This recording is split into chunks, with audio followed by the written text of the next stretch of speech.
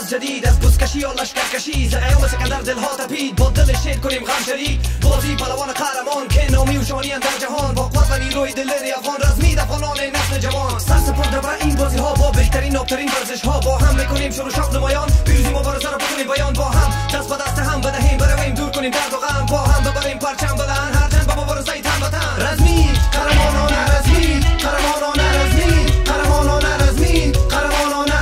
ای جوانان کنیم تنبلی دور، میدان رزم کنیم پر نور، بر دل مردم شور و سرور، بر جهان نمایان زور و غرور. ما به میدان آمدیم، با رقیبان و یاران آمدیم، نه برای جنگ آدم کشی، از بحر نامآوران آمدیم. در حلقه رقابت خون آمد جوش، بزن و بکن تا شوی بیهوش، شجاعت و غیرت و نکو فراموش، که نگهداری فخر را داری به دوش. افتخار وطن به کسان است که در میدان داره جوان دلیر در ورزش، لقب شیر و جنگ نی با ورزش. بله باید نسل‌های آینده را آباد کرد، باید ورزش‌های رزمی کارساز کرد، تا هر کی در این راه گام گذارد دنیا را با سر و سامان سازد. رزمی قهرمانانه، رزمی قهرمانانه، رزمی قهرمانانه، رزمی قهرمانانه. ای جوانان کنیم تنبلی دور، میدان رزم کنیم پر نور، بر دل مردم شور و سرور، و جهان نمایان زور و غرور. ای جوانان کنیم تنبلی دور، میدان رزم کنیم پر نور، بر دل مردم شور و سرور، و جهان نمایان زور و غرور. Yo, SLFC in the house for the first time in Afghanistan.